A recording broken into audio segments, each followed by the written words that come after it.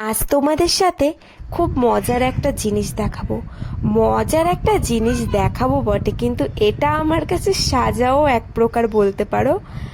জানো, মাম্মাম ছোটবেলা থেকে প্রচণ্ড পরিমাণে রাত্রেবেলা জ্বালিয়েছে আমাদের, খুবই বিরক্ত করতো, সারাটা রাত ঘুমোতে দিত না। আর এবার আমি 3 দিনের ভিডিও আমি ক্যামেরা বন্দি করে রেখেছি। জানো, এই যে ও যখন বড় হয়ে দেখবে, দেখো কি বলবে ও তখন। ঘুম থেকে উঠে মাঝ রাত্রেবেলা ঠিক এই রকমটা করছে।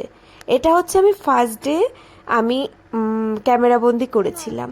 আগে অথচ করিনি, করলে তো আমার এতদিনে মানে ফুল, মানে মেমোরি পুরো ফুল হয়ে যেত আমার ফোন মেমোরি।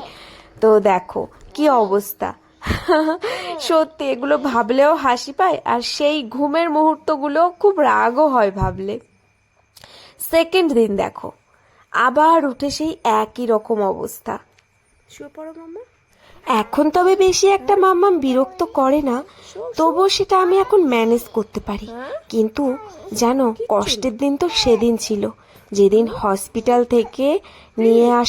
হসপিটাল থেকে আমার জার্নিটা শুরু হয়েছিল।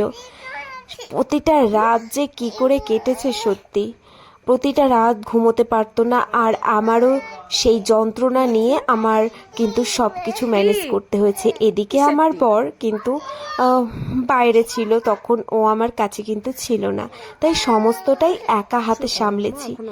এই ছোট্ট মেয়েটাকে একা হাতে মানুষ করেছি। প্রথম দিন যেদিন স্নান করাতে গেছিলাম, সেদিন হাতটা বড্ড কেঁপেছিল জানো। ছোট হাত পা, ছোট একদম ছোট্ট একটা, মানে কি বলবো, এত ভয় লাগছিল, কিন্তু তবুও সাহস করে আমি সেদিন স্নান করিয়েছিলাম। আর সেদিন থেকে আজ পর্যন্ত পাশে শুধু আমি আমার বরকেই পেয়েছি। তাই আমার মেয়ে আমার কাছে অনেক অনেক ভালোবাসার। প্রতিটা সন্তানই তার বাবা মায়ের কাছে ভালোবাসার হয়, তবে আমার কাছে বোধহয় বড্ড স্পেশাল। কিছু মোমেন্ট আছে যেগুলো আমি ক্যামেরাবন্দি করে রেখেছিলাম যখন মাম্মাম নিউবর্ন বেবি ছিল।